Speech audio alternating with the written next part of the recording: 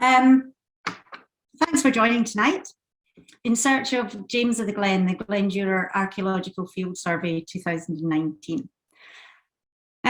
So this is a view that you can see here of Glen Duror Bothy. You can just see the little red rooftop there in Glen Duror in Appin. And Glen Duror Bothy has long been held in tradition to be the birthplace of James Stewart of Glen Duror, otherwise known as James of the Glen.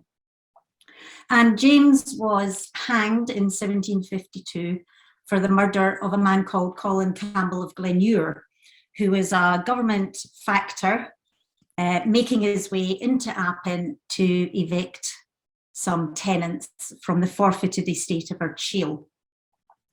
And the prime suspect in the murder was a man called Alan Breck Stewart, but he escapes and disappears, and James is arrested and ultimately punished for the murder.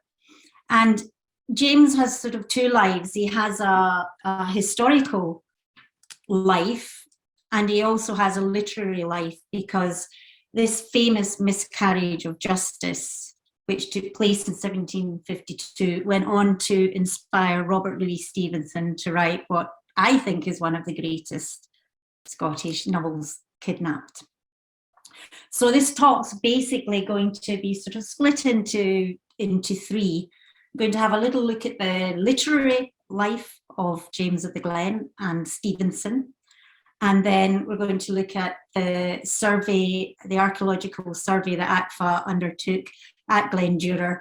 And then we're going to end with another writer, Douglas Skelton, who was also partly inspired by this miscarriage of justice.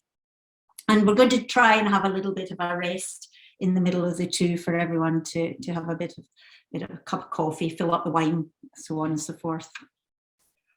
So this is us looking at Glen Duror, as I say, and the survey really came about from a chance meeting between myself and Neil Malcolm, who's here tonight. He's a member of the Appin Society, Appin Historical Society, and also a friend of Keele Church. And he very kindly invited me up to Appin to show me around, partly because I was interested as a tour guide. And he took me to Glen Duror Bothy, and he then took me up to the area above the Bothy, which we can see here, where there are the footings of an older house. Now, the Bothy in its current form is too modern to have been around at the time of James of the Glen, even though it's often called its birthplace. So Neil thought that perhaps the structures above the Bothy were more likely to date from that period. So it was a great pleasure to be invited. We were tremendously excited, because even to play just a small role in the story of James and Kidnapped was a great honour, and it took us down very interesting avenues in the end. So I'm going to start off just by reminding us all about Kidnapped and James of the Glen's place and its sort of gestation, really. So if we all remember, Kidnapped is the story of a young man called David Balfour, and he's kidnapped by his wicked uncle, who wants to steal his inheritance from him. And he's bundled aboard the brig Covenant, round about where the Hawes Inn is now in the Queen's Ferry. And he's bundled aboard this ship, and it's bound for the New World, for the Carolinas, where David Balfour is going to be sold as an indentured slave. Not an uncommon thing at that period. Stevenson was basing this in a few well-known real-life cases. This is a map drawn by Stevenson's nephew, and it shows the literary route of David Balfour. Stevenson plays around a little bit with the actual settings, so it's not entirely real life in the book. But this is the rough route that David Balfour took in his journey to try and get home. So the brig Covenant, it sails right round the coast of Scotland, and on its way it takes on board a very unsavoury character, a man called Alan Breck Stewart, who's a Jacobite spy, troublemaker. And And then the brig carries on further down the coast and it gets massively blown off course in a storm. And it ends up sinking. And David thinks, with all hands on deck, and are lost. And David is washed ashore the little island of Erich, just off the coast of Mull. And he has to find his way back home. And this is really a story of how he does it and his adventures along the way. And Kidnapped is actually a very funny novel. There's a lot of humour in it. And when David's shipwrecked in Erich, he sort of goes full Treasure Island on us. He tries to survive. He sort of eats raw winkles, and he's very miserable and very, very wet until he realises that it's actually a tidal island and he could have just walked off at low tide. But he has to make his way back home across the Highlands. And for a young lad on the 1750s from the lowlands, from the East Coast, he might as well have been in outer Mongolia. You know, he's a lowlander, he speaks Scots, he's a Protestant, and here he is in wild country. The people speak Gaelic. It's a bit of a misnomer that all the Highlanders at this period are Catholic. A lot of them are Episcopalian. In Appin, most of them are Episcopalian. But he's in bandit territory, he's in unknown territory. And in a way, this is something that has always fascinated Stevenson, the fact that you could be a stranger in your own country. There are two Scotlands and one of them is strange to the other.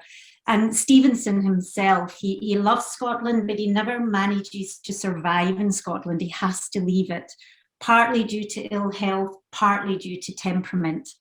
And in many ways, Kidnapped, it's a novel primarily written for children, but enjoyed by adults, but it very much is close to his heart. So David Balfour in Kidnapped, he manages to get his way across Mull, and he comes across here and he leaves Ardgour and he gets a boat across into Appin, and he arrives in Appin at the time of the Appin murder, the murder of Colin Campbell of Glen Duror. And he's having a conversation with Campbell when the shot rings out, and he's an immediate suspect. And he has to go in the run. And he meets up with Alan Breck Stewart, who's also rather suspiciously in the area at the time. And the two, the Highlander and the Lowlanders, go in the run across Scotland. And it's now called the Stevenson Way, the route that they took. 230 miles, it's a heck of a walk. I'd love to do it. I'm not sure if I'm brave enough, but you can follow in the footsteps that they took, making their way back to Edinburgh and to escape the Redcoats. And Alan Breck Stewart, the real life Alan Breck Stewart, is the foster son of James Stewart of Glen Duror. So when the real life Alan Breck Stewart and the fictional Alan Breck Stewart go in the run, James is arrested, and subsequently at the end of the year, he's hanged for assisting, being airt and peart in the murder of Colin Campbell of Glen Duror. And Robert Louis Stevenson was obsessed with the trial of James Stewart. He got hold of a copy of the trial, and he read it extremely carefully. He did a lot of research, but it's a kind of funny thing that actually James Stewart has a bit part in Kidnapped. He just appears, he's a bit of an old woman, he's a bit of a warrior, and then he's not in the rest of the novel. But what this novel is it's probably an early European chase novel, you know, and it just flies. It takes off with the adventures of Alan and David, and there's a tremendous energy in Kidnapped. So just to remind ourselves of the dates of Robert Louis Stevenson, Kidnapped is almost written in a stream of consciousness. You know, it's written so fast, but behind it is a lot of research. Stevenson had been thinking of writing a history of the Highlands, and he'd also obviously studied the court case. So although it's a stream of consciousness novel, behind it is a lot of serious research. And Kidnap finally appears in the Young Folks paper of 1886. It's serialized, and the way it's written, it suits being serialized, actually. And if you ever get the chance to hear an audible, a taped version of Kidnapped read, it really suits being read as well. It's a fine, fine piece of writing. So this is Erich, or Erit, David Balfour's Bay. And Stevenson knew this part of the world very well. He's, as most of you will know, he was one of the Lighthouse Stevensons. So he comes from a family of lighthouse builders. And he visited Stevenson when he was a young, he visited Erich when he was a young man, with his father and his uncle, who were building the Duarte lighthouse, which guards the Torren Rocks, which are sort of 14 miles off Erich. He actually wrote an essay in 1872 when he was about 21 on the building of the lighthouse, which is a very important piece of sort of lighthouse history, written albeit by quite a young man. And it's easy to forget with Stevenson, he suffers a lot from ill health. He's very artistic, but he's a very physical writer.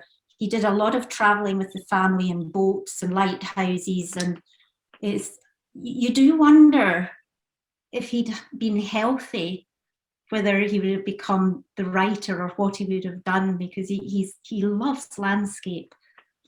So he knew his setting. So David Balfour and Alan Breck Stewart, they're on the run across Scotland, and here they are. This is an illustration from one of the books. They're hiding from the redcoats, and they sort of run across Scotland. They hide by night, hide by the daytime, and run at night.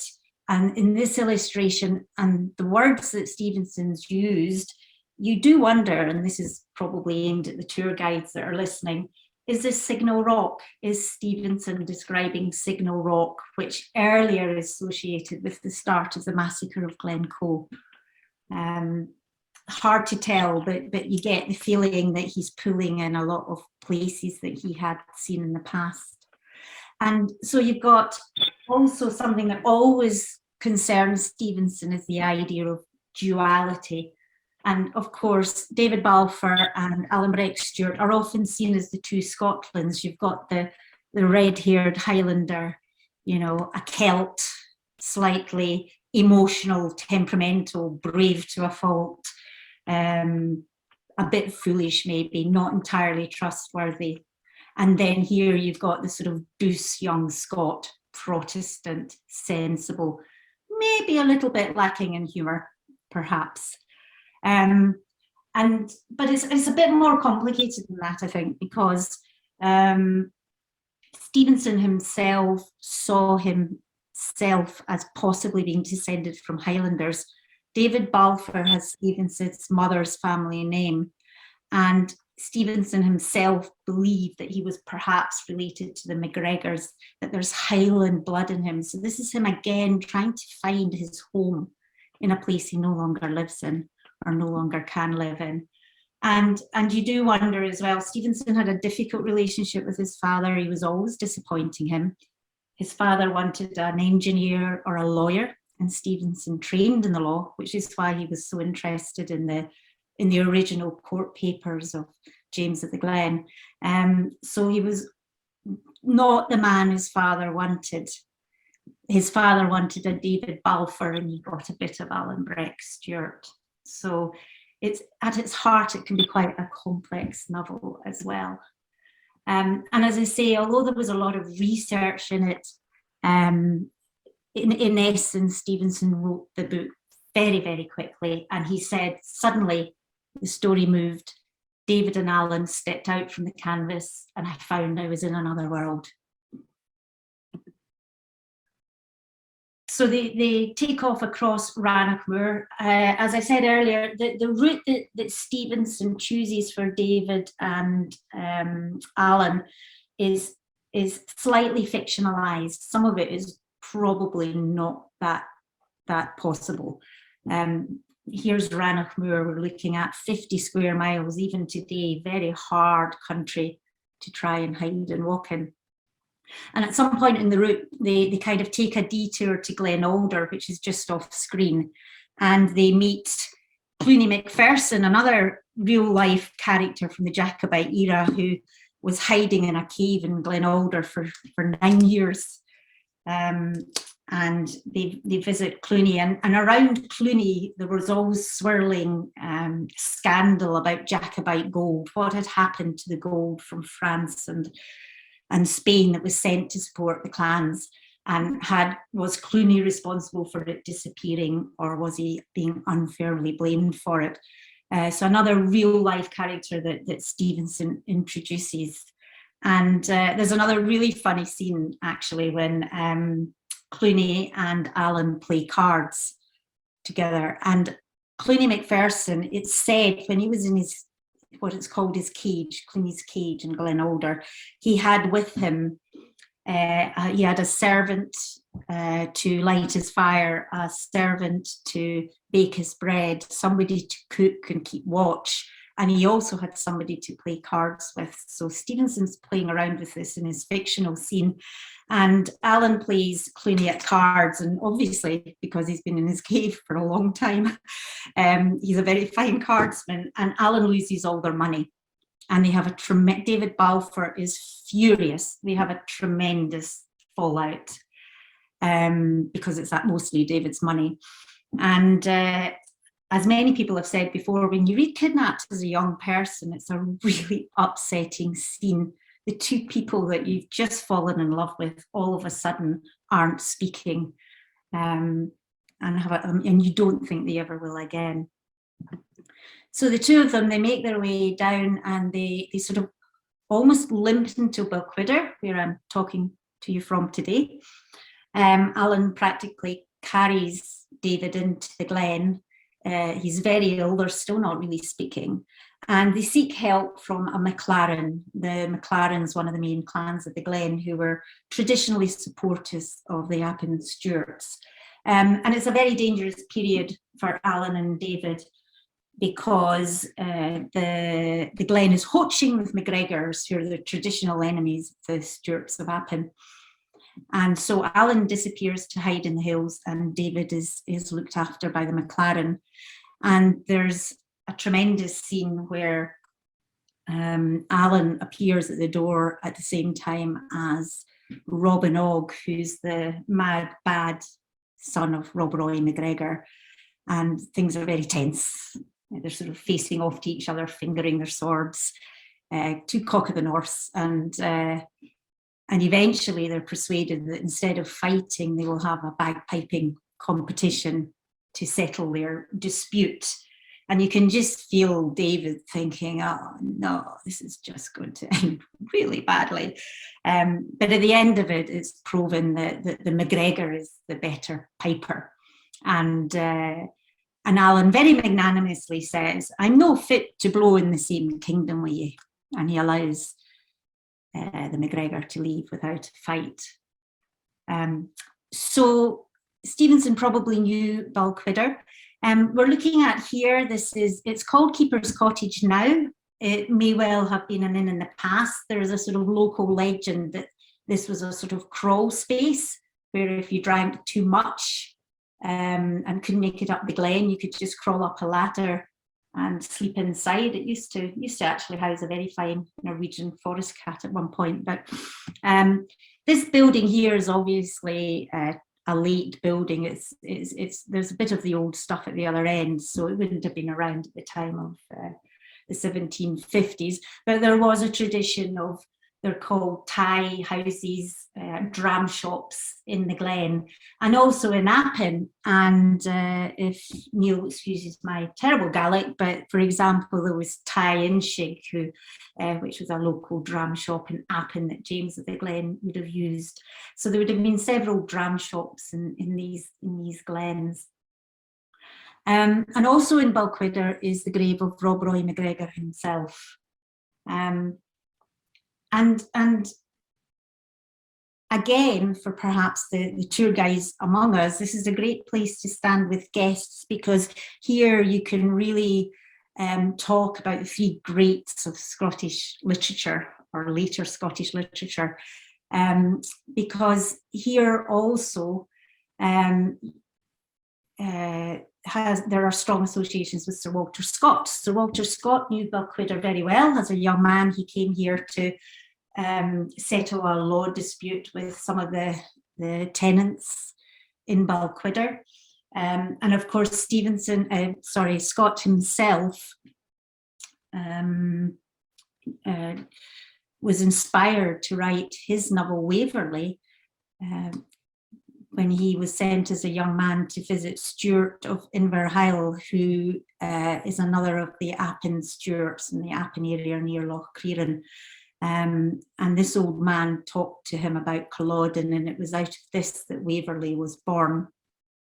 And then, of course, Scott also wrote Rob Roy.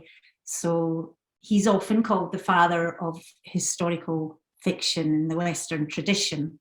And so you might say that Scott was, if Stevenson was the father of Kidnapped, Scott was its grandfather.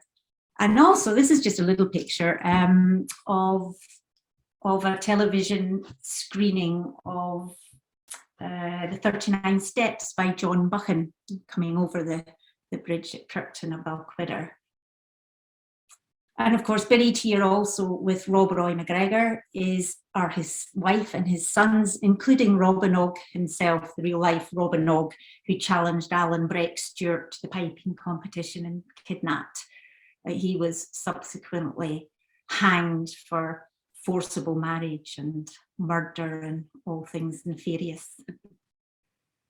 So eventually, David and Alan, they make it back to Edinburgh, and Alan helps David get back his inheritance, the House of Shaws, and David sees Alan safely off to France.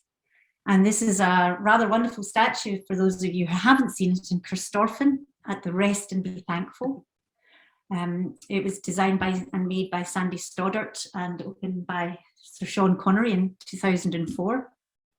And here you can see Alan Breck Stewart with his fine French clothes on.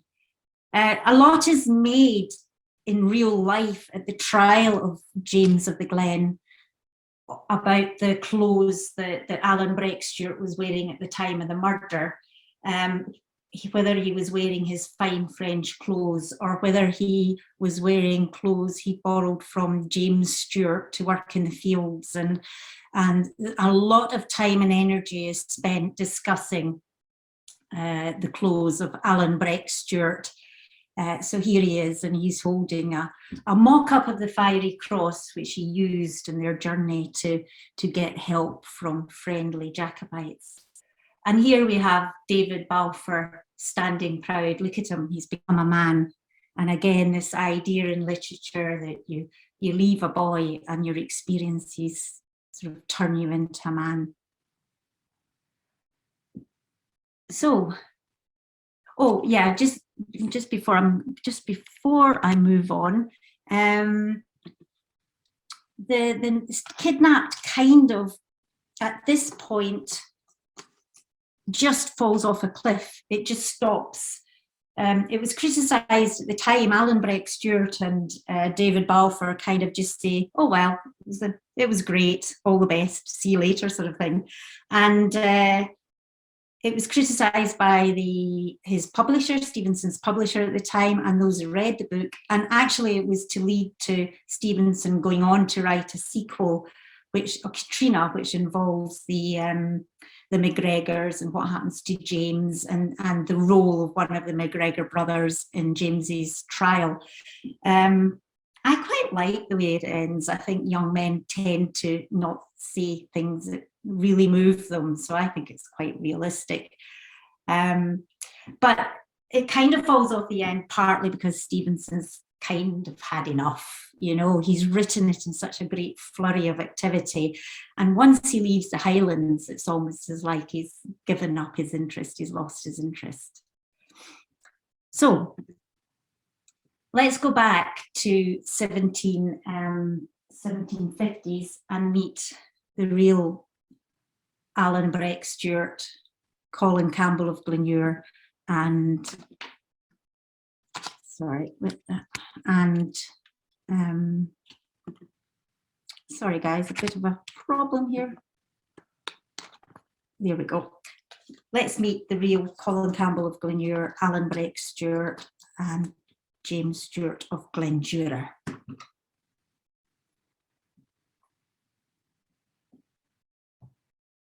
Okay, so here we are. We're just sort of panning round south to Appin, beautiful Appin. And one wonders if any of this would have caught the imagination quite so much if it hadn't all taken place in such a spectacularly beautiful part of the world.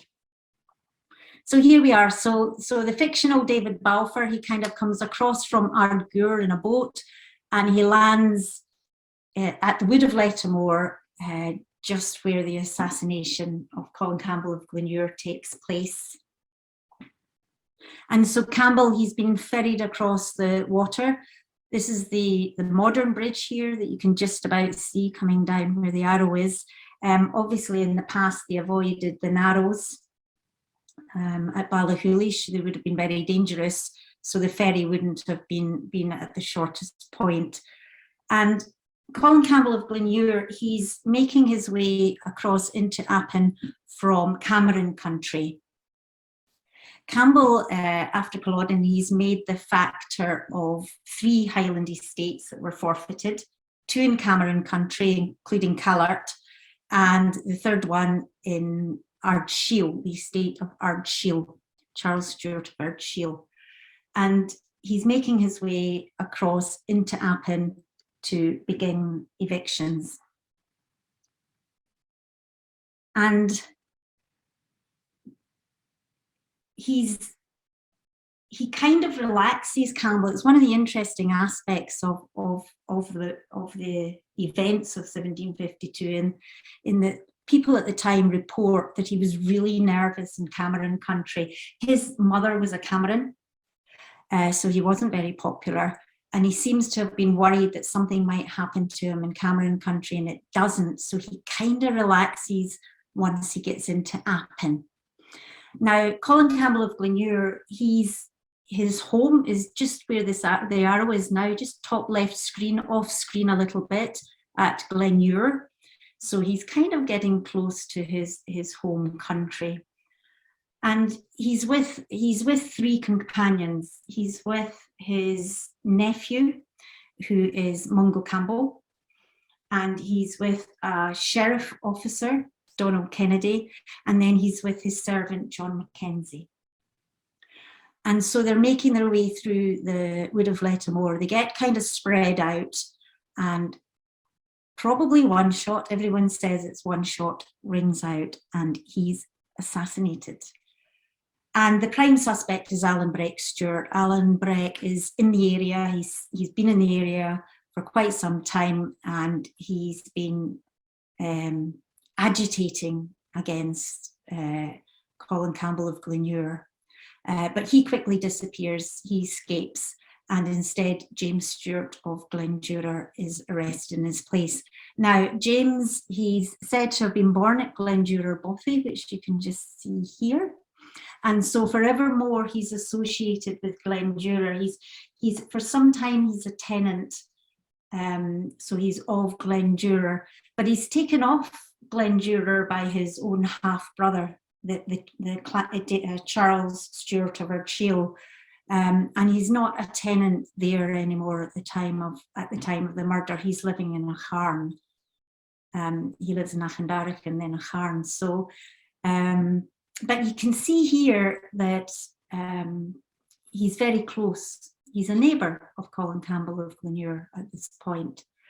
And James Stewart, he seems to be kind of trying to keep things together in Appin in the absence of his half-brother, Charles Stewart of Archaeological, who loses his estates after Culloden and is in exile in France.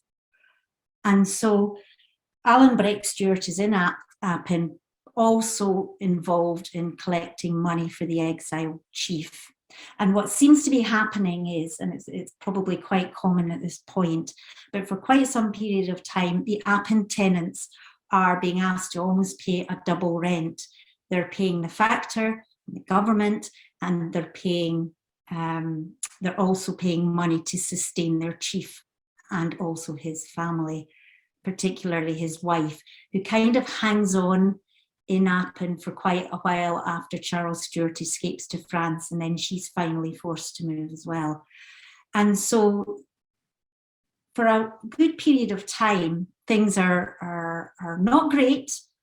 There's a lot of tension, but relationships between James Stuart of Glen Duror and Colin Campbell of Glen Duror are reasonably good. When Campbell gets married, James walks over to congratulate him.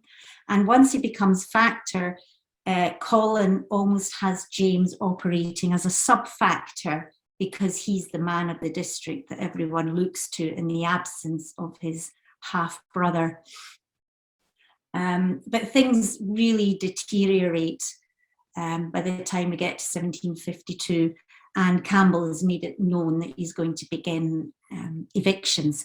And he's under pressure, he's under big pressure because his mother's a Cameron. He's not entirely trusted by the governments in London or Edinburgh. He's a Highlander. And so he kind of feels as if he has to make a point. And so he starts placing Campbells in Duror tenancies. And James, he tries to solve the problem legally. He goes to Edinburgh to argue the case of the tenants in court, thinks he's succeeded and comes home, but Campbell goes to Edinburgh and gets it overturned. So there's a lot of tension. And by Hogmanay in 1751-52, the two men have a big fight at the inn at Kintallen, and James is sort of carried off drunk and shouting, basically. And the evidence of this is part of his subsequent downfall. And he's arrested in the absence of being able to catch Alan Breck Stewart. When Campbell is assassinated, James of the Glen is immediately arrested. I mean, basically all hell breaks loose in Appin when the killing takes place. The Duke of Argyll is furious, the Campbells are furious, the government's furious. The Duke of Argyll, it shows how tense things still are even in the 1750s. The Duke of Argyll is extremely worried that Jacobitism is going to rear its head again. So they really make a point of arresting James and punishing him almost as a figurehead for everyone else. And he's finally hanged here on the little hill above the Narrows at Ballachulish. And he's hanged from a gibbet encased in iron, his body's encased in chains, and he hangs there, according to local tradition, for 3 years, possibly 18 months, but there's a strong local tradition that his body hung there for 3 years as a warning to the Camerons and the Stuarts. It's in a sort of prime position. For the tour guides among us, you can, if you're a driver guide, you can visit the monument. You can park in the little car park before the bridge, or you can scootle round to the hotel and walk up the stairs there and visit the monument to the execution site. So this is a map of Appin, an old map of Appin. So just to give you an idea of the Appin Stuarts. So at one point, the Appin Stuarts are pretty much the Lords of Lorne. By the point of the 1750s, they've been pushed up to their traditional heartlands of Loch Crieran. You can see Appin Hotel, Appin House. And so they're getting increasingly under pressure by the advancement of the Campbells up towards them.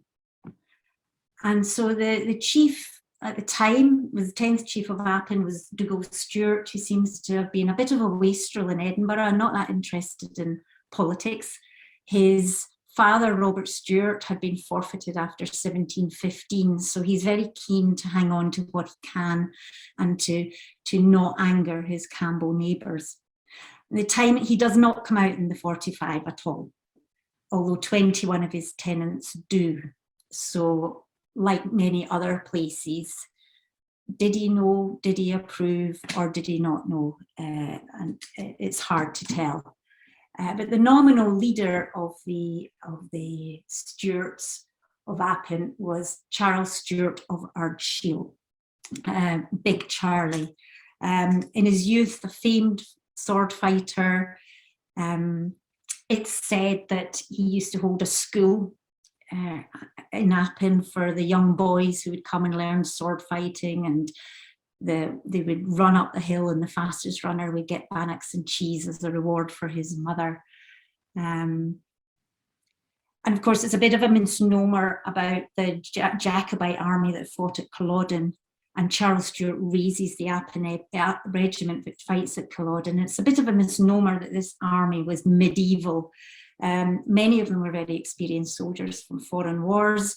They were well trained. Unlike Hanoverian troops, where you got conscription, bullying, a lot of desertion, the Highland clan regiments were very tight because they all knew each other. They were all, you fought with your brother, your father, your uncle, your best friend. Everyone knew who the fastest runner was, the joker, the bravest, the one who liked his food. And of course, when they get to Culloden, clans like the Appin Stuart suffer terribly because you're not just dying with your comrades, you're dying with family, friends, whole communities that are affected. And the Appin regiment, it engages at Culloden. It's in the right wing, so it's not in the killing zone, but it is the part of the army that engages with the Hanoverians.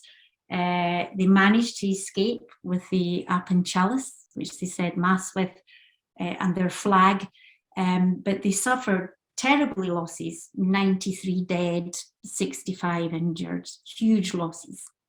And the Appin regiment was about 200, 300 men, perhaps. There's always a bit of exaggeration about that. And assisting Charles was his illegitimate half-brother, James Stuart of Glen Duror, who also fought at Culloden. And in a way, again, the clans, they're not a medieval set in stone organisation. They develop, they modernise, they change. So by the time you get to the 1750s, there are certain things that are very traditional and certain things that are quite modern. So you see the breakdown of the clan chief and then his cadet branches, where the leader now is Archaeological, and they're almost on a same level now, the cadet branches. So you've got the Fastnacoy Stuarts, the Balahui Stuarts. They all almost have a sort of an equal footing, so sort of a slightly looser version with these small clans of what you would see as a traditional clan system. And these are the Dooney Wassels, Sir Walter Scott's Dooney Wassels, the clan gentry. And James Stuart is probably what you could call a tacksman, the supporting man, and these are the managers of the clan. They get given land as right because of their name, who they're related to, and they're the ones that are really the engine. They're giving out the tenancies and approving them and collecting the taxes for their relative. Taxman system is breaking down by this point. A lot of taxmen have immigrated voluntarily. Clan chiefs are starting to get rid of them because they're seen as a bit of a waste of money. They get peppercorn rents. So James Stuart as a taxman is something that's dying out.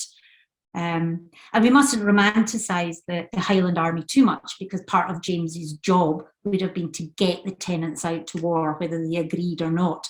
And not everyone was an Alan Breck Stuart. I'm sure a lot of them had rheumatism, sore back, didn't want to leave the young wife, was pretty scared, but they all went. And James would have been very much the one who would make sure that would happen. He was a quartermaster in the Appin regiment.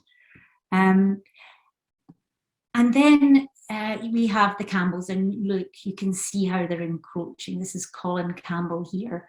he marries a big Hanoverian marriage, Janet Mackey of Big House. So she's a niece of Lord Ray and Caithness. His youngest daughter, Kalina, is born after he's killed, and she's named after him. Campbell wasn't at Culloden. And then we have Donald Campbell of Eards. And again, it's just, look how close they all are. Yeah, they're all neighbours. They all know each other. They all speak Gaelic, you know. So you've got the political level and the grand scheme of things, and then you've got the local.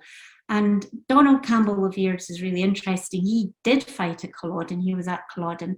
He's very much the man who's got his ear in the ground, who's watching activity after Culloden and looking out for Jacobites in the area. He's very loyal Hanoverian.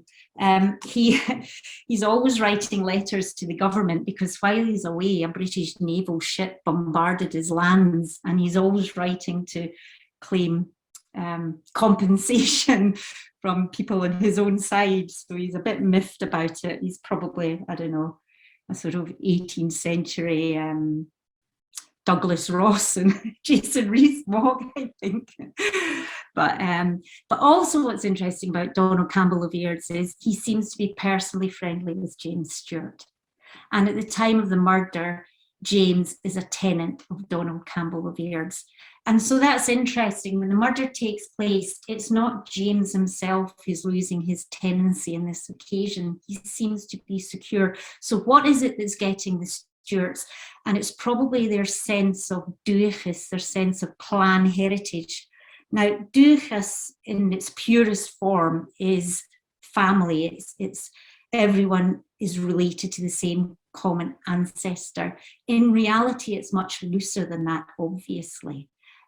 So for the Appin Stuarts, the McCalls and the McKinnesseys are families that are part of their clan, even though they don't share the same name, but they have taken up and believe in this clan duchas, this common heritage. And this is what seems to be getting the Stuarts riled, because Campbell is evicting the lesser tenants, the McKinnesseys and the McCalls, and so they're breaking this Stuart duchas.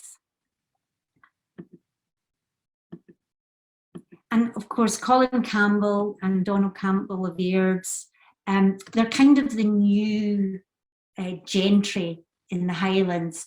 They're sort of trained to be factors now, to be managers of estates. Colin's brother, John Campbell of Culloden, he was a factor for estates in Balquhidder. Again, this Campbell-Stewart connection to Balquhidder is really interesting. So they're kind of part of this sort of new world, this new changing Highlands in the advance of the Campbells. So when James Stewart is sent to trial, it's a foregone conclusion. The Campbells are after him, the Duke of Argyll's after him. The jury is made up of 11 Campbells, and the rest were pretty much owing their living to Campbells. So he was found guilty, Ayrton Peart, accessory to murder. And when you actually think about it, he's been found guilty as an accessory to a murder, and they haven't found the culprit. He's assisting a culprit who's never been proven. So it's still seen today as a major miscarriage of justice. But Argyll was very keen to teach the Appin Stuarts a lesson and to use them as an example. And it's Lord Cockburn in his circuit journeys who says, anybody can get a man hanged that's guilty, but it is only the Duke of Argyll can hang a man who has no guilty. And here is very quickly they publish the trial of James Stewart. It's almost as if they're aware they have to get their side of the stories out there. And it's this that Stevenson gets hold of. His wife claims that she found it when she was trying to write some plays in London, but it seems more likely that Stevenson was given this by his father. And he has he goes away with his father after a long period of not talking to him, and we know that they're in the area of Lough Erne, and it's a very important trip to Stevenson to try and make things up with his father, who he's always slightly in awe of. And it's possible that his father gave him this But look at this, a map. Stevenson loved maps, and he loved poring over the trial of James Stewart in a farm in Duror. Okay, so this is from the Appin Historical Society. This shows how serious the state was to make a show of poor James. You can see here, if you just pick it out, to the smith from Inverary for making chains and going from thence to Ballahooge to put them on, to men hired to guard the chains, sheriff officers, expresses, and divers other articles. So they guarded the body for a long, long time to make sure it wouldn't get cut down. And when it fell down, it was strung back up again. So we'll look at the cost, probably about, oh, I don't know, Neil will correct me, but about £20,000 in today's money, a nominal expense to make a show of poor James. So who did do it? This is a picture of Ian Nimmo, who went on to be chairman of the Robert Louis Stevenson Society. As a young man, he walked the Stevenson Way. A heck of an achievement. He seems to have just had raisins, some porridge, and a sleeping bag. And he was really the founder of the walk that we now call the Stevenson Way. But this is him in the 1960s, and he's kind of showing the position that Campbell may have lain in with a soldier from the Argyll and Sutherland Highlanders. And you can just see two soldiers disappearing over the top. And this is supposed to be Mungo Campbell cradling his dying uncle. And he says that he saw a man wearing a short dark coat with a musket disappearing over the top of the hill.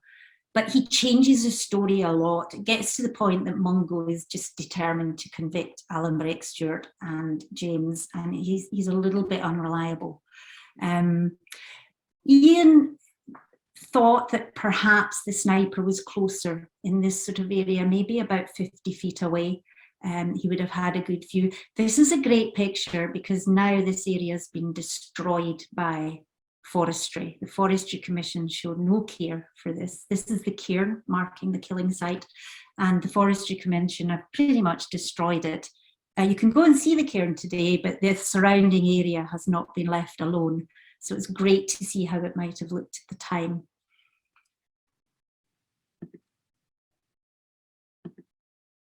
So this chap here in the very dapper Willie Boots kilt is the officer, the Argyll and Sutherland Highlanders, and his name is Alistair Campbell of Airds. So he's actually the great grandson of the Campbell of Airds that was friendly with James Stewart and wanted to testify at his trial and was unable to do so. So he was taking his squaddies on a training exercise. And both he and Ian Nimmo basically agreed in where they thought the sniper was hiding. They disagree slightly in who did it. Ian didn't think it was Alan Breck Stewart. Campbell of Airds, like most Campbells, was pretty sure it was Alan Breck Stewart, assisted by his foster father, James Stewart.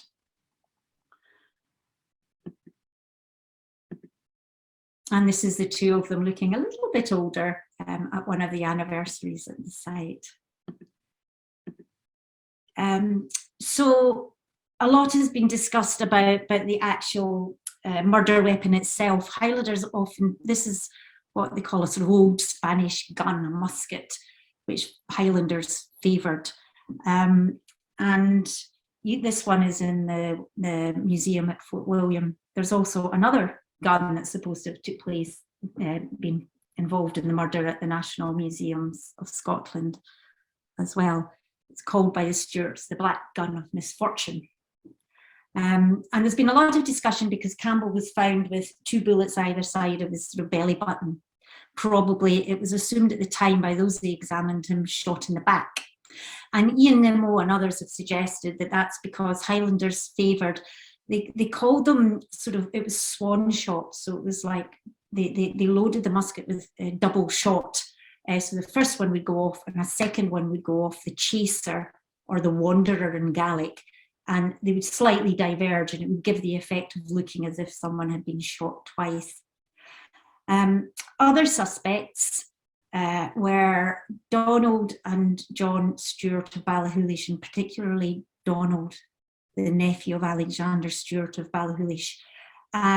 It's said that the Stewarts of Appin, through generations, have passed down the name of the true killer and have never disclosed it. Anna Penman, an American lady in 2001, not long before she died, said it was time that it was revealed. And she said that there was a shooting party in which 4 young lairds, of which Alexander Stewart of Ballachulish was one, Donald Stewart of Ballachulish was one of them, and he was the one that took the shot. And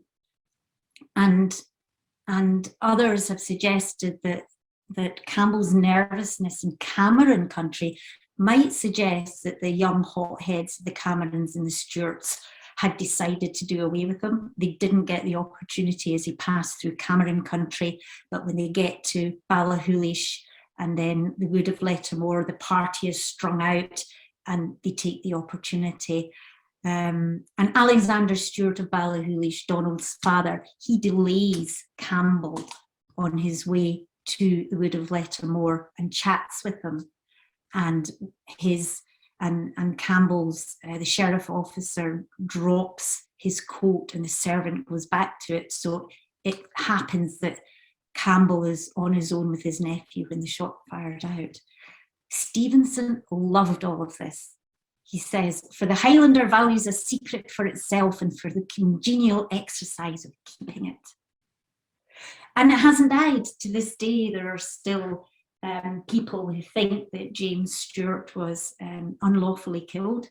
There was a Scottish Criminal Case Review Commission in 2008, which found that there just wasn't enough evidence to put him forward for a possible pardon. And then in 2008, the Royal Society of Edinburgh held a conference of forensic experts to look into the murder. And they suggested that Campbell had actually been shot from the front. That in those days, it would be very easy for doctors to mistake an exit wound for an entry wound. And this led some people like Alan McInnes, the historian Alan McInnes, who has strong Duror connections, to suggest that Mungo Campbell, the nephew of Colin Campbell of Glen Duror, who was with him at the time, was the murderer, that he wanted his job. Mungo Campbell eventually dies in the American Wars of Independence. And then others such as Lee Holcomb, who wrote a PhD on the subject, again refers back to the fact that it must have been Alan Breck Stewart. He's seen in the area, he's asking the ferryman whether Campbell is alive in the countryside or not. And she thinks that he is a true culprit. And this is possibly what Alan Breck Stewart looks like. It's a photo fit done in a professional manner by Dundee University in the way they would for modern police forces. It's not a reconstruction because we don't know where he's buried, or we don't have his skull, but here he is, probably suffered very badly from smallpox. Described at the time when they had a warrant out for his arrest, a tall, pocked, pitted lad with very black hair. He's light and small in Stevenson, but are we looking at Alan Breck Stewart, the enigmatic man himself? And so for the tour guides amongst us, great for guests, you can visit the Wood of Lettermore and see and reenact the murder. The little execution site monument. It's said that James sat in the stone when he was arrested for the murder in the fields. And when he was hanged, he forgave those who was hanging him, and he quoted from Psalm 35. He said, "False witnesses did rise up, they laid to my charge things that I know not." And to this day, it's still known as the Psalm James of the Glen in Gaelic. And he's buried at Keele Chapel. Difficult to take visitors to tour guides because it's in private property, but if you had a particular group of Stuarts with a connection, they'd probably welcome you. His grave is unmarked. They feared that Campbells would dig him up. Campbell is buried at Archaeological Priory, fabulous collection of West Highland sculpture there. It's said his grave is in this corner here, second along, but we don't really know. Again, unmarked, because they feared that Stuarts would dig Campbell up. And this is Glen Duror Bothy, known as the birthplace of James of the Glen. And as you can see in its modern form, far too modern to have been extant in 1752. And here we are, this is us doing the Glen Duror survey with the children of Glen Duror Primary School. It was one of the wettest days in ACFA history. We were wet to our knickers. And here's Alison Blackwood, ACFA, Dougie McInnes, Neil Malcolm, who was responsible for the whole survey. This was done for us by Poppy McNeil, age 7. She drew a picture of the bothy, sort of Highland child's experience, corrugated iron, rain, trees. And here the children are marking the house footings above the bothy, which Neil has suggested is more likely to be one of the structures in its earliest form that might have been around when James was either a tenant of Glen Duror or living in the area. And here's Dougie McInnes' drawing of the site. So basically it's a sort of east-west alignment, and we've interpreted this as the house. A possible buyer, it slopes off down the hill. It's a very poor building, really. It's not really attached, and it's not rectangular in any way. And very, very mucked about remains, possibly a barn. Hill walkers tend to sit here and make fires, so it's a bit messed about. And then a possible platform, which Dougie wondered is perhaps the remains of a peat stack. So the house is about 18 metres by 6 metres, and the byre about 10 metres by 5 metres. It's sort of double skin rubble footings, sort of rubble core, double skin rubble core footings, and the thickness of the walls of the house and the byre are about 0.8 metres, which seems to be a kind of standard 18th, 19th century width. We, just for those of us who are not field archaeologists, we don't excavate. We did a bit of judicious deturfing and uncovered what looks like 3 apertures. This one's quite wide, so we're not sure whether maybe perhaps at some point this has been opened up to make it wider to house animals rather than people. There was a stone with a hole in it, which suggests a possible door. But as I say, we didn't look, we couldn't see any crux slots because we weren't going into it to that extent of archaeology. But it's possible that we're looking at one of the buildings which in its earliest iteration may have been around when James was around. So here are the maps of the area that Neil did a lot of research into, and you can see the contemporary Roy's survey in 1750. There's no sign of buildings in Glen Duror, but obviously, possibly, the garrison at Fort William unroofed and destroyed the houses after Culloden, so it's possible that something happened in that period. William Morrison's map emphasises how good the pasture is in Glen Duror, so they could have had up to 300 cattle. So a very important pasture land and very important part of Highland economy, cattle. And then here again we see buildings reappear in Langland's map of 1801, which look like as if they're in the area of the bothy. So just to give us an idea of what we're talking about, this is the recently reconstructed turf house at Glencoe from the 17th century, just a little bit before James was born, and the Rate reconstruction at the Highland Fort Museum in the 1750s. Now these are sort of mountain houses. They have really high roofs, so whether you would get something like this in the West Coast, not so sure. And I think Neil would also say that he thinks this roof is a bit high for this turf house. But something along the lines, James, as the illegitimate son of Stuart of Archaeological, may have been born in a house like this. By the 1750s, they're going out of fashion. They're disappearing. Okay, so there we were. We had the Glen Duror survey, all right and tight, really happy with it. And then the pandemic hit and things took a really interesting turn. Neil put us in touch with a man called Lord Angus Stewart, who's the keeper of the Advocates Library in Edinburgh, QC. And he'd been doing some research into James of the Glen's life after Culloden. Now, it's long been known that several James Stewarts were Jacobite prisoners in London.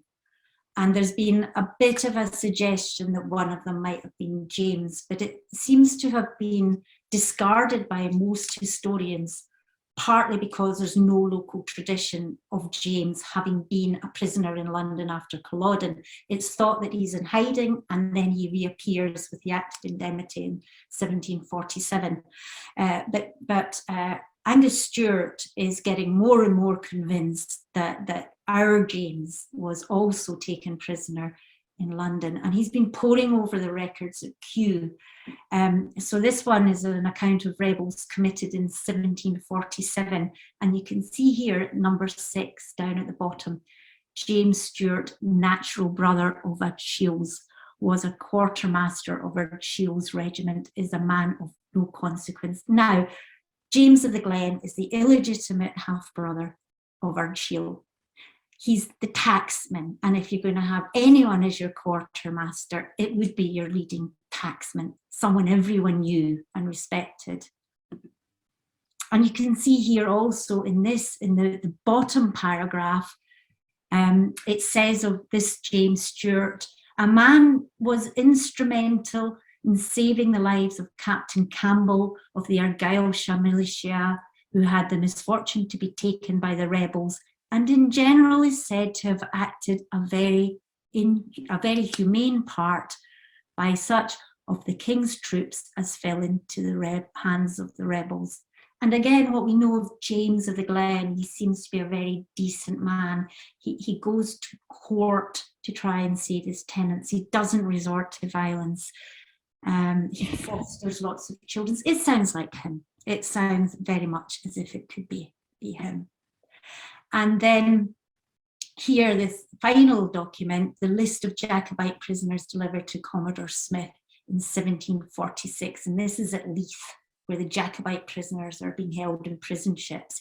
And here's our James at the top, a natural brother of Archaeological, made prisoner for having been an officer in the rebel army. And look who's here on the same list of prisoners down at the bottom. Miss Flora MacDonald of Milton, made prisoner for carried off the Pretender's son as her servant in women's apparel. So here we have the sort of two of the great romantic figures of the Jacobite era possibly appearing in the same list of prisoners. And we don't know if James got transported in HMS Eltham like Flora down to London, but there is another document which shows again James Stewart, a natural brother of Archaeological, lately committed to New Gaol, is very ill and in irons and desires his irons need be taken off. And the gaolers charging them 6 guineas to do it. So here we have it, James Stewart of Glen Duror. What a life he led. He inspired Robert Louis Stevenson's Kidnapped. He inspired many, many, many, many other writings and discussions since. And what a life he led. He was at Culloden. He survives Culloden. He's possibly captured and taken to London as a prisoner in irons. He comes back and he's trying to manage the fallout of the forfeiture of the Archaeological estates to survive in a modern world. And then he gets implicated in a murder and hanged for something he probably didn't do. And this last book, James Hunter, it's recently been revised and it has a new title.